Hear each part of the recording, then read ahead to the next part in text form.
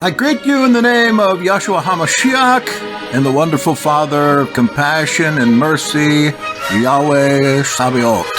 Today we're doing the animal apocalypse from the book of Enoch, chapter 86. You will need a book of Enoch to follow along, but you'll have an easier time of it if you use my translation, which is called Enoch Sky Tripper. It's a great Hebraic translation, and it's yours for free in ebook form. You can go get it before this study.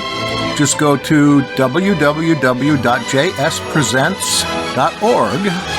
See at the bottom of the page a header that says literature, and you'll see the book there. Just click on the link and up it'll come. You can keep it. I spent long hours and years on that particular translation from both Ethiopic and from Hebrew. And you'll notice that it's re-Hebraicized, and so you may need to use the glossary that is included with the book. It's my hope and intention that everybody that listens to me will learn at least 150 Hebrew words, so you can be fluent with your Hebrew roots friends, and if we live to see the kingdom come, and the possibility of the language of Hebrew reestablished in the kingdom, then you'll have a working vocabulary already. I have other language learning tools. I have a particular method in which you can learn about 160 Hebrew words within 2 days using both my book Katamatya and the audio that goes with it. It's a unique way to learn. I won't take time to explain it now. I'll just tell you it's free. If you'd like to learn transliterated Hebrew, you can do that very easily. All you have to do is a sacrifice of praise. That is about 6 or 8 hours. Just read the book, listen to the recording, then read it again through with the recording.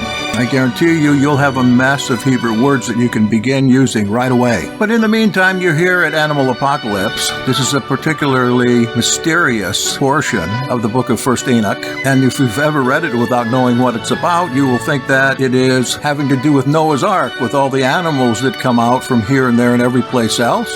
But there's a very simple key to understanding it and interpreting it. Anybody with elementary Bible knowledge can unravel the animal apocalypse. So if you're ready to go, get your Enoch on, or go to jspresents.org and pick up Enoch Sky Tripper. Turn over to chapter 86, and we'll do half of the animal apocalypse with you. The other half you can do yourself. This particular training session was in conjunction with another Yahad in North Carolina, and you'll hear the voice of Adam Drissel, the overseer of that community, helping out with some of the reading. And this lesson has been modified in length in order to fit it into the time period that I have. If you have any questions, just get a hold of me, Jackson Snyder. You can write me at jackson@jspresents.org. I'll get back with you same day.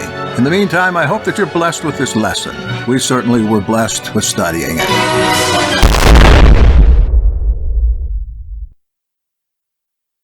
Oh, what Brother Snyder didn't tell you is that our contact information has changed. You can get us now much easier at yahad.me, YAHAD.me. If you can't find Enoch Sky Tripper at jspresents.org, then drop us a line. We'll send you that and several other wonderful translations free of charge. That's all I got to say. You'll hear from me later on in this episode. 1st Enoch 85. Read 3 paragraphs. After all this, I had another dream. Now I will show the whole dream to you, Beni. So Enoch raised himself up and told Methuselah, Now I will speak to you, Beni. Listen to my words. Turn your ear to the dream vision of your father. Before I received your mother Edna, I saw a vision while in my bed. Hine, a bull came out of land, and that bull was white. A heifer came out after it, and along with the heifer came 2 bulls, one black, the other red. The black gored the red and chased him across the grounds until I could see the red no longer. But that black bull grew, and the heifer followed him. Then I saw lots of cattle coming out of him. They all looked like him and followed him. That first heifer left the first to search for the red, but did not find him. She cried out for him with a great howl while continuing to search. You can see this is a puzzle. We're just entering a new section of Enoch, and that is the dream vision section. This is the famous beginning of the animal apocalypse. The apocalypse can be figured out, and we can figure out who is who right here and now. We worked on this last night, Leah and I. Wasn't for Lee, I wouldn't have got past the first 3 pages. So I had to call in his expertise by the time I got to chapter 89. We learn what Enoch's wife's name is here. Edna. Edna means pleasure. She was a really fun gal. A pleasurable gal, evidently. We see that name also in the book of Tobit, chapter 7 and 8. In the vision on his bed, a bull comes out of the land. And that bull was white. In this particular rendition, white is like in the Revelation. When you see white, you're thinking about righteousness. So if we can get the identity of the bull, then we can build upon that to go through the whole thing and get the identity of just about everybody. And it appears to me that the animal apocalypse is a history of humanity that goes from the founding couple to Judah Maccabee. If that being the case, who would the white bull be? Adam. We start with Adam. I hope you have a text there to look at, because you almost need one for this. We see a heifer coming out after that. The heifer would be Chava. And along with the heifer came 2 bulls, a black bull and a red bull. There we have Cain and Abel. Cain is a bad guy, and Abel is red. We'll see red going forward for a few others as well. But we can understand why Abel is red, because we read that the one bull chased the red bull across the grounds until I could see the red bull no longer. And we recall from Genesis that Yahweh reckoned Abel's blood was crying up from the ground. Red is blood. This is a dead man. The black bull grew, Cain grew, and the heifer followed him. Who did we say the heifer was? Chava. Then I saw lots of cattle coming out of him. They all looked like him and followed him. These are the Cainites, or Canaanites. Are you following how this works? Yes. All right. The first heifer, Eve, left the first to search for the red, but didn't find him. She cried out for him with a great howl while continuing to search. I watched until the first bull came to calm her down. Who's the first bull? You might want to write in your text, if you have it in paper, who these are, because it gets complicated. From then on, she didn't cry anymore. After that, she bore another white bull. And who might that be? Seth. Right. Then after him, she bore many bulls and black cattle. I saw in my sleep that the white bull likewise grew up and became a great white bull. Now, isn't there a lot of mythology about Seth? And doesn't Second Enoch tell us that Seth and Melchizedek are the same? I know that Jasher equates Seth with, it's either Shem or Seth. I know that Jasher equates him with Melchizedek. If you look into the New Age, there is a body of what they call Sethite literature. Esoteric, obviously it's New Age stuff. I might remind you that we have the treatises of Seth, whom they call the Great, used in Hermetic Gnosticism, a very common system of Gnosticism that we find also in the recent discovery of the Gospel of Judas. And I got to remind you that you have teaching on Treatise of Seth and Gospel of Judas for Hebrew Nation Radio. Some of you might know about that. Seth was a great white bull. There must be a reason for that. So you say it's Jasher that identifies Seth with Melchizedek? That probably is the reason that he became great. I think that Jasher equates Shem. I think I had that wrong. And equates Shem, the son of Noah. From him proceeded a lot of white bulls. They all looked like him, and they all begot more white bulls. And they all looked alike, one following the other in many. Okay, they're Sethites. So what we're seeing here is that the genetic structure of Adam, given him by Elohim, is following the Sethites. 86. Again, I saw something with my eyes as I slept. I saw the Shamayim above, and Hina, star fell from the Shamayim. The star got up and began to pasture and eat with the cattle.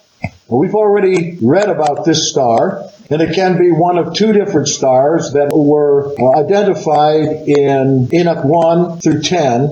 That one, I would think, is Semyaza, the one who manufactured the vow or the curse that the other angels took in order to go down bear children with women, and have families. You might just take a look and see that name Semiaza is a compound word, Shemi with Aza. It means my name is Azazel, the same demon that roamed the desert where they sent the scapegoat. You getting anything? Then I saw very big black cattle. Hina. They all changed their stalls and pasture lands, the young crying among themselves. We've got the Gibborim here. Gibborim, mighty one. We might translate that word monsters. We have learned that Gibborim in this context means tyrants or despots, referring to the children of the Nephilim. Although it's used in very positive terms in Isaiah, where we have wonderful Counselor, the mighty God, the everlasting Father, the Prince of Peace. The mighty there is El Gibur. So this is talking about some people with great strength. And their great strength comes from the fact that they are combinations of angelic beings and human beings. And I saw in a vision by looking Shammai ward and Hina, I saw many stars fall, casting themselves down from the Shamayim to that first star. They became as bulls among those young cattle and pastured among them. Warning, warning. The next couple sentences are R-rated. I looked at them and saw them, and Hina, they all let out their members, just like horses. They began to cover the female. I used a much more dignified term there than the Ethiopian uses, which all became expectant. They bore elephants, camels, and asses. All the cattle were afraid and very anxious about them, for they began to bite with their teeth and gulp down, and to gore with their horn. They began to swallow up those cattle, and Hina, all the young ones of the earth began to tremble and shake before them and run away from them. Where is it that we read about the monsters on the earth? I'm again thinking 2nd Enoch, that the writer there tells us that these offspring from human and angels came out as not only animals, but as mixed species. Isn't that what's talked about today? 10 years ago or so, I was at a car dealership and happened to pass by a television in the waiting room, and there was a Today Show on or something like that, and what they had on the Today Show was a monkey that lit up in the dark. They put him under black light, and they put him in the dark, and sure enough, his fur, if you could call it that, it was more like human hair, sticking straight up in the air, and it glowed. It put off an aura of light. And they explained that this had been an experiment of transhumanism.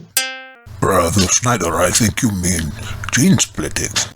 Whereas they had spliced the genes of the monkey with that of a jellyfish. I think the technical term for those kind of things is chimera, right? And today they're thinking about and doing behind closed doors all kinds of experiments in transhumanism and transgenetic life forming. I was very disappointed to find out that my favorite ice cream, Breyers, has begun to use this kind of genetic combination to thicken their ice cream, make it taste more creamy. And what they're using is, I can't call it a fish, I can't call it an amphibian. It's about the most ugly looking sea-dwelling animal you could imagine, and it's called a luff. Luff. Go out and take a look at when you eat your Breyers and enjoy the creaminess of that ice cream, that it's being made with recombinant DNA of the luff and who knows what else. My friends, since we recorded this audio, we find that this sea monster they use DNA from to make Breyers creamy is from fish called pout, P-O-U-T, a very ugly-looking thing, unclean and prohibited by the Torah. This is exactly what we're talking about here in this ancient text.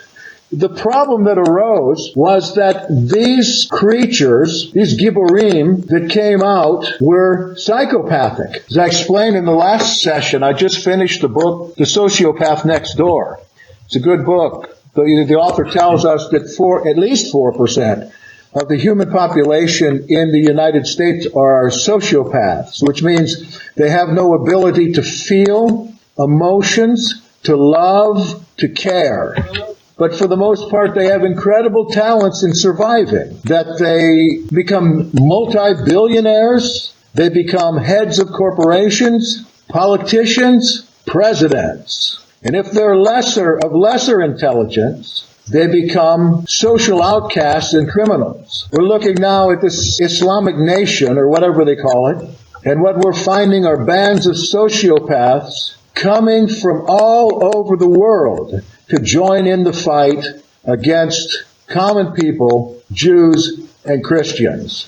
Sociopaths banding together to kill and behead. Look, only a sociopath could do that. What's the difference between a sociopath and a psychopath? The difference is that the psychopath commits heinous crimes. That's the only difference. What's the treatment for sociopathy? There is none. The only treatment is to protect other human beings from them. Chances are, everybody here knows at least one psychopath or sociopath, and chances are even great that you may be involved with one. I think of marriage counseling.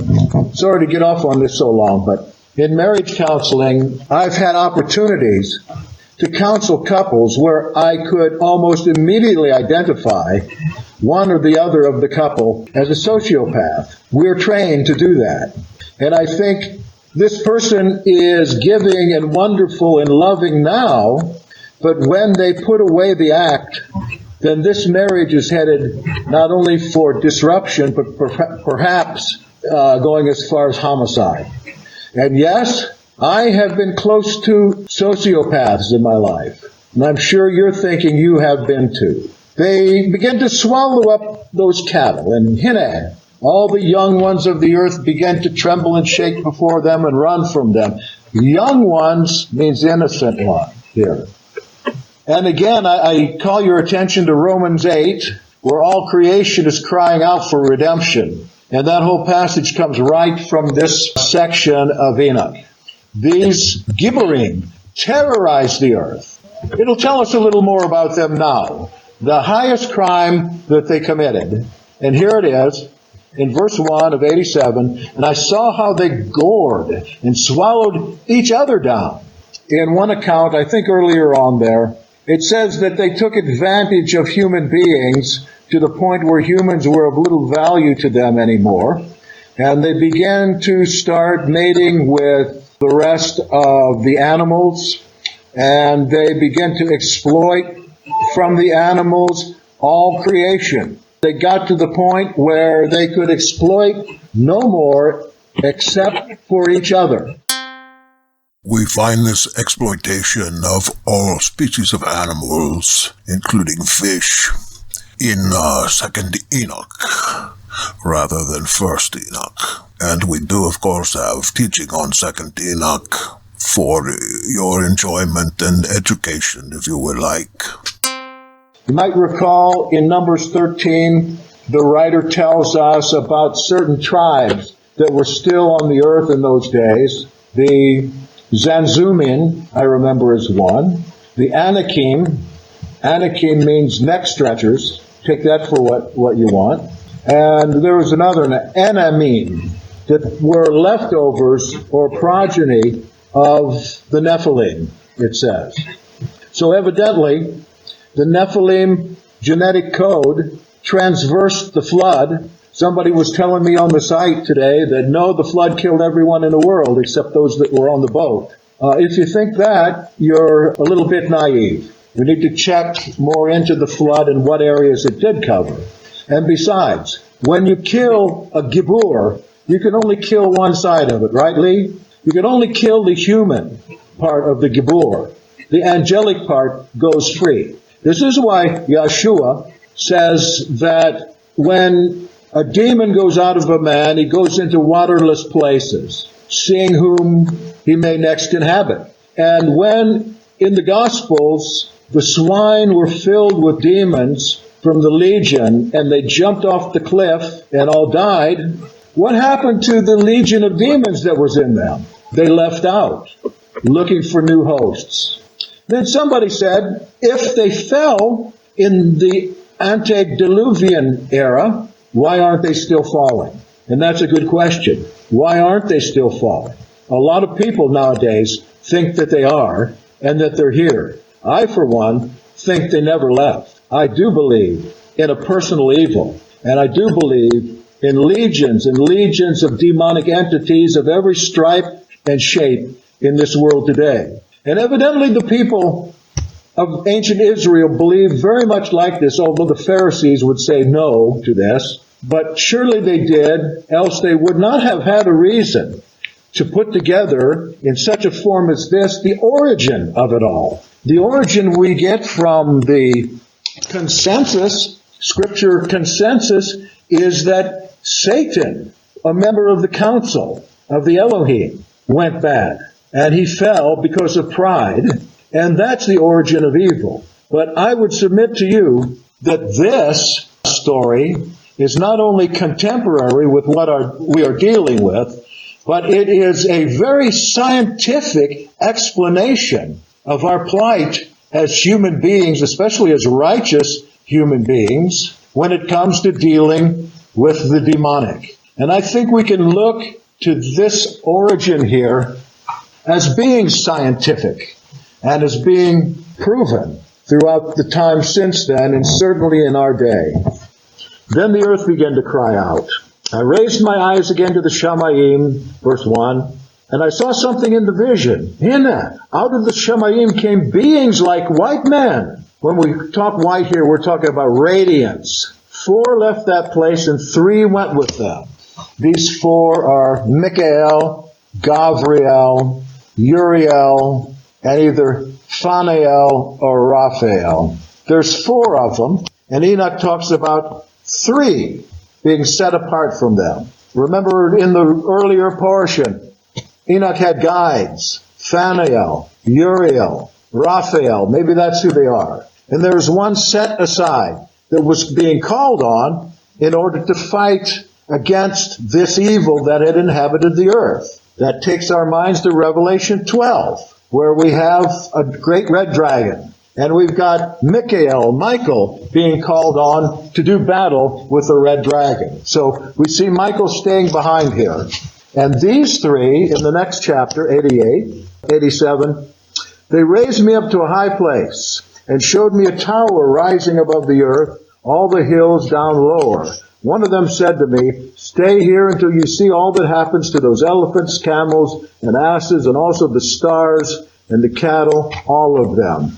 This high place, we'll find out later on that it represents the temple. And in this case, the temple in heaven, in the sky. We're not talking about a temple full of priests yet. We're talking about the temple of the Most High El Shaddai. 88. And I saw one of the first 4 beings. This is Michael. He seized the first star that had fallen from the Shamayim. He bound it up, hand and foot, and then cast it into a pit. Do you remember in Revelation there was an angel that came down with the key to the bottomless pit and a chain? Here he comes, that mighty mouse, coming to vanquish the foe with a mighty blow. So don't be afraid anymore, 'cause things won't be like they've been before. Here I come to save the day. Thank goodness mighty mouse is on his way. So let the trumpet players play, for mighty mouse is here today. From the Vero Essene Yahad, you have been listening to Jackson Snyder Presents. We'll be right back after these important messages. And always there in the nick of time, here he comes to save the day, and he will prove that crime will never pay. So let the trumpet players play, for Mighty Mouse is here today. Jackson Snyder Presents is sponsored by Vero Essene Yahad, a biblical literature think tank headquartered in Vero Beach, Florida. Vero Yahad provides new translations, online seminars, rare books and research work connected with the Zadokite movement, the Dead Sea Scrolls, and the New Testament. Free lectures, lecture recordings, and literature are posted at www.veroyahad.org. That's VEROYAHAD.org. Contact me, your host, Jackson Snyder, by email at veroyahad@gmail.com or catch us all on Facebook. Do you remember in Revelation there was an angel that came down with the key to the bottomless pit and a chain? We talked about this the other night in our study of 2nd Enoch on Tuesday night, in that there are a lot of sayings in 2nd Enoch that are very close to what Yahshua says in accordance with the New Testament. There is a character in there that has the keys to the gates of hell, or Sheol. Or actually, in that language, it would be Hades. We find the same thing in Revelation, and here's where it all begins. He takes the first star, binds it hands and foot, casts it into the pit. Now the pit was deep and narrow, and it was dark and horrible. One of the beings drew a sword and gave it to the elephants, camels, and asses. Which of the classes of angels are the sword wielders? What's Hebrew for sword? Cherubim. Cherubim is an angel with a sword. He gives the sword to these beasts. They start to strike one another, and the whole earth shook on account of them.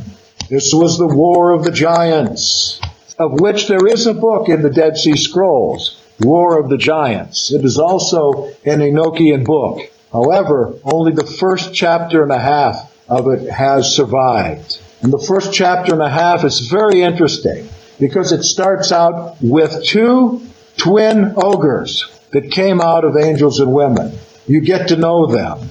And about the time you get to know them, that's the end of the book, because that's all they could find of it. The Book of Giants. I saw one of the first four beings. He seized the first star that had fallen from the Shemaim. He bound it up hand and foot, then casted it into the pit. Now this pit was deep and narrow, and it was dark and horrible. One of the beings drew a sword and gave it to the elephants, camels, and asses. They started to strike one another, and the whole earth shook on account of them.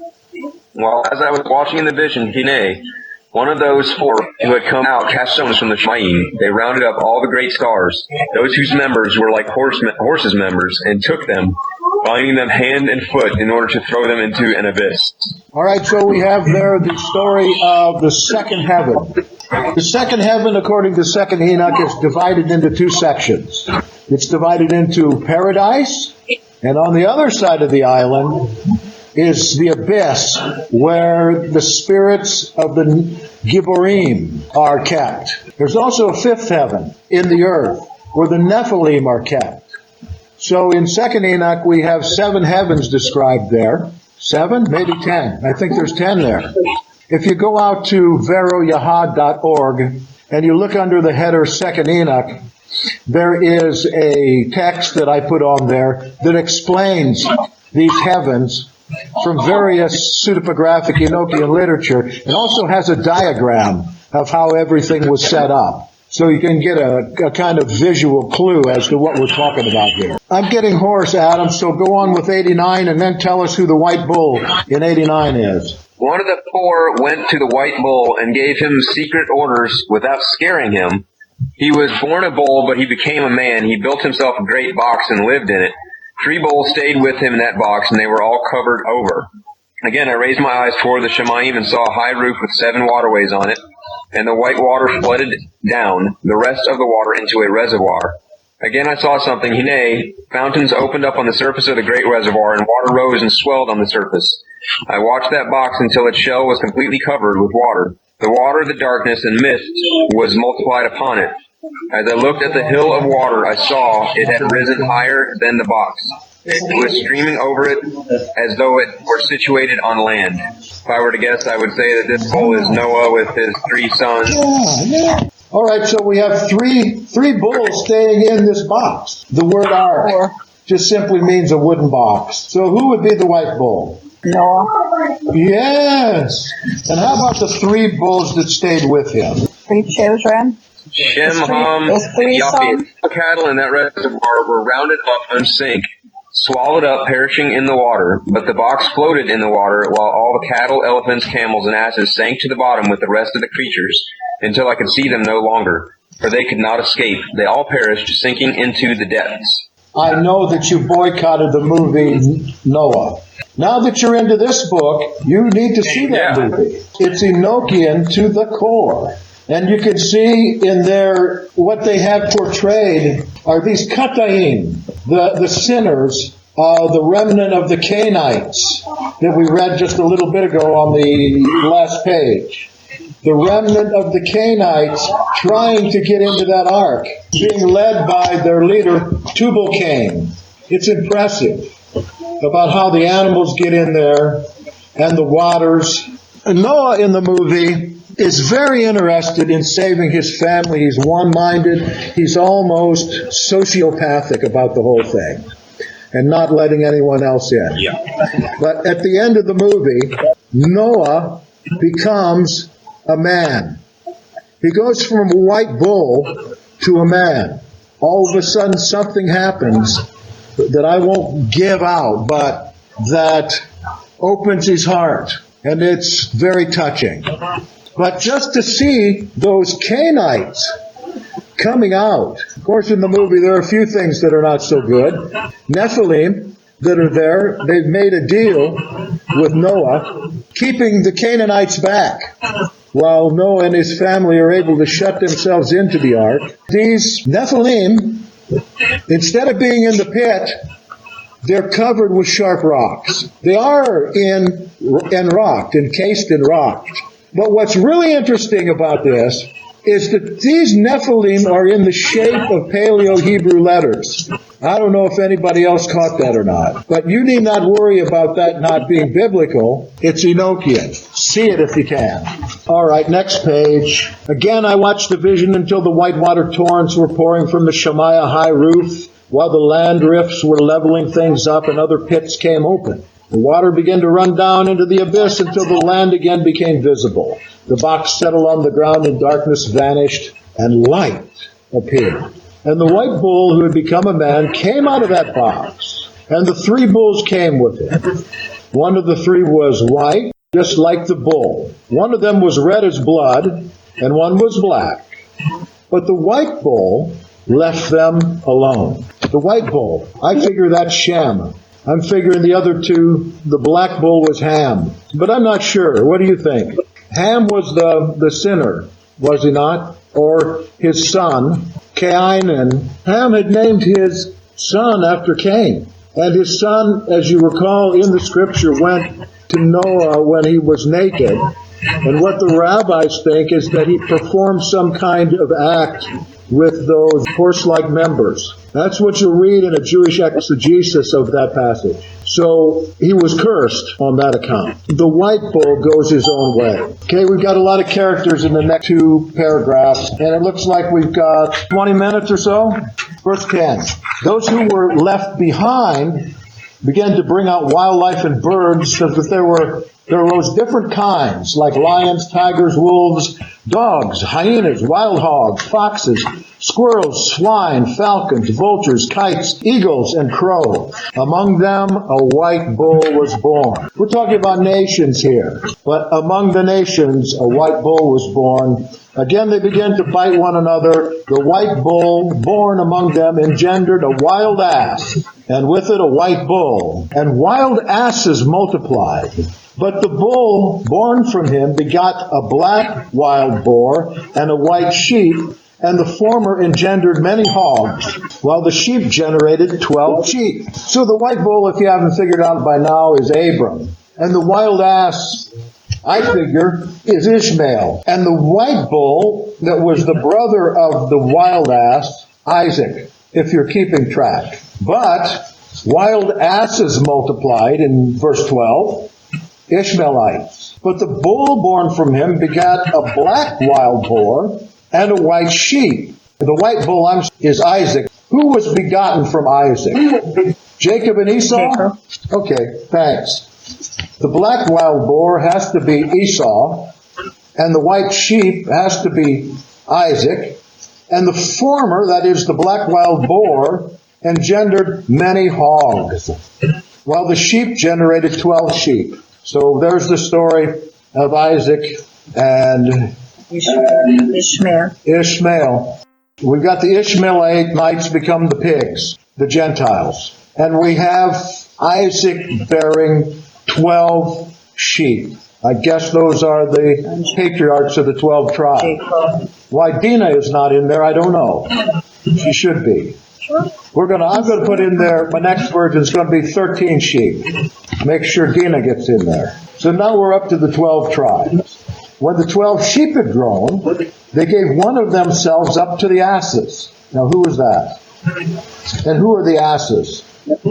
Yeah. Then the asses the asses are the Ishmaelite traders who were coming through there. Then the asses gave the sheep over to the wolves. That would be the Egyptians.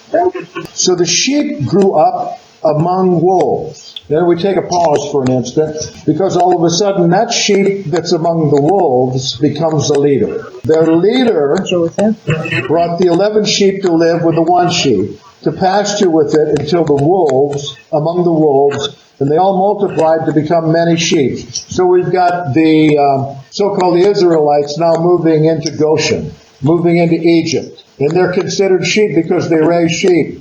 I heard a very interesting interpretation of Passover last night. Did you see that book online at the Yahad site? It's called something like Forgetting Jesus. I think it's called Leaving Jesus. Leaving Jesus. Yeah, I saw it. Okay.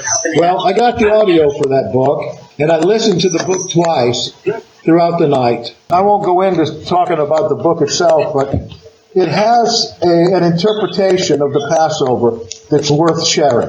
And the author of that book interprets the Passover as saying that the Egyptians honored sheep as gods. And they took great offense by the time of Goshen against the Israelites because they were sheep herders. And the sheep weren't to be herded. They were to be freed, but under an edict of a previous Pharaoh, they had to leave the people of Israel alone. So they herded sheep, and on the Passover, what they did in front of the Egyptians was to take a firstling sheep, bring it into the house as a pet, get familiar with it, allow the children to play with it, then take it out in public and slaughter it, and then take the blood from that sheep and wipe it all over their houses.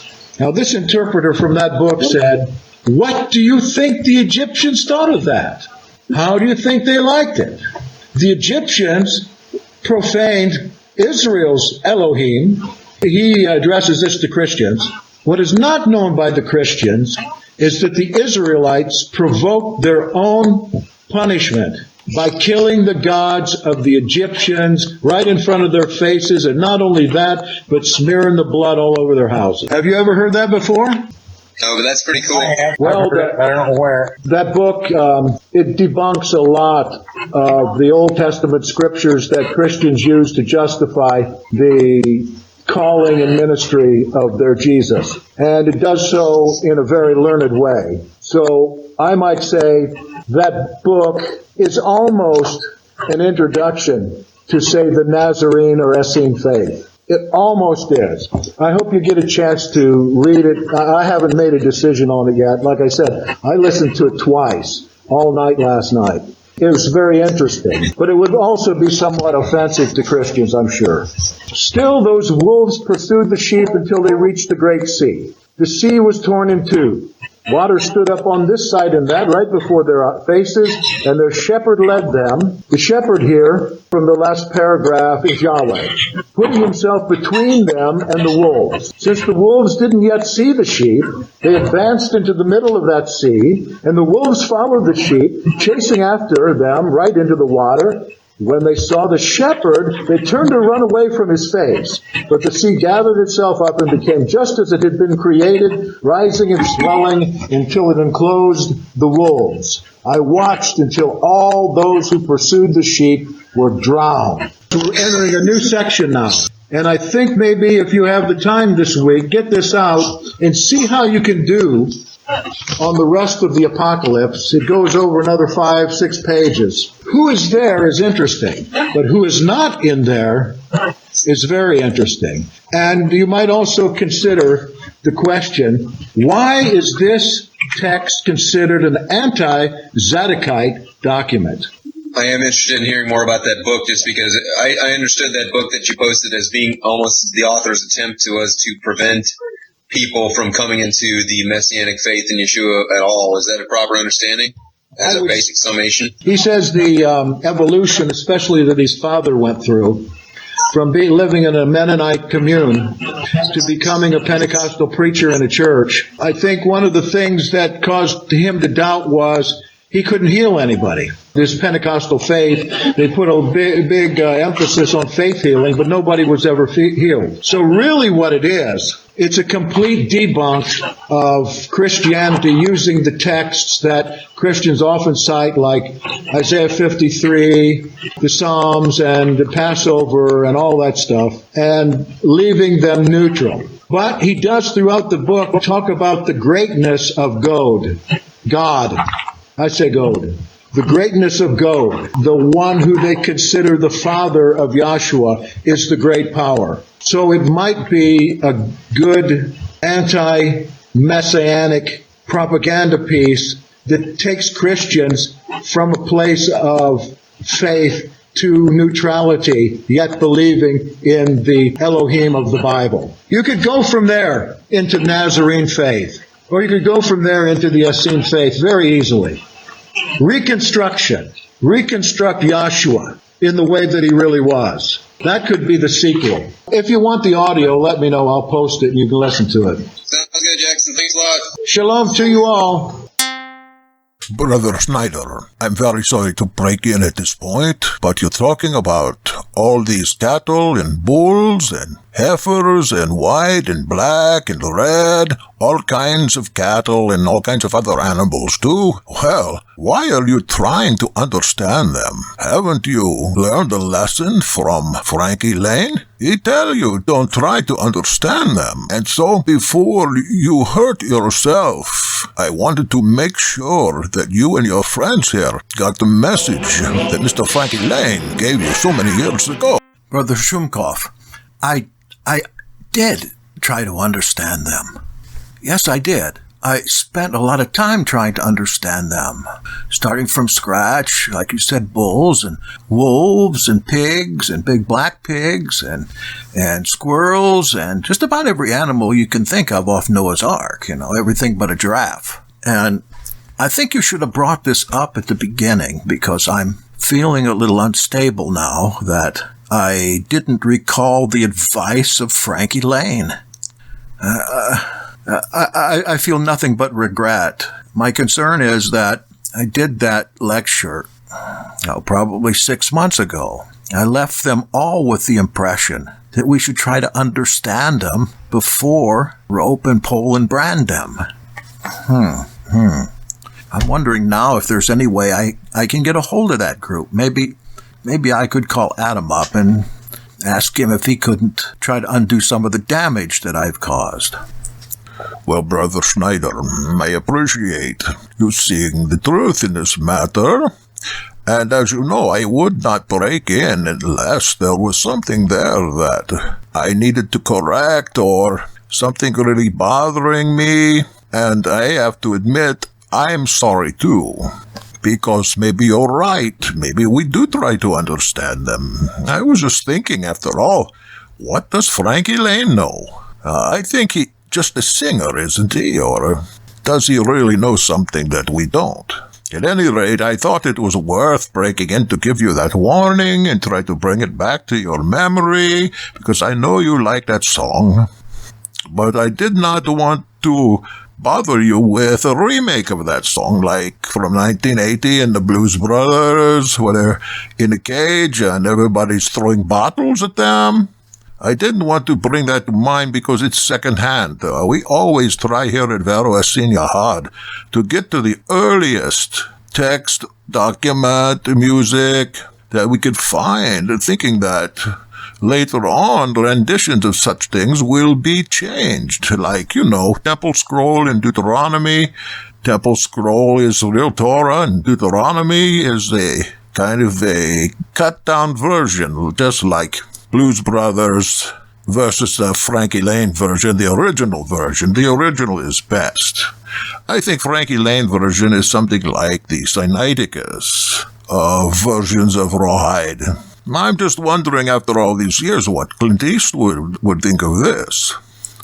I think I'll call him on the phone and try to find out. I'll be back with you in a minute. Okay, so did you call Eastwood to get the word on this thing, Schruumkoff? Of course I called. Didn't I say I would? And I got what he had to say on tape for you.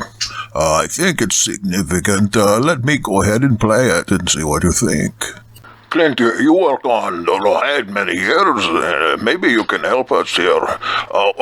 Is there any sense in trying to understand these animals before you rope and pole and brand them?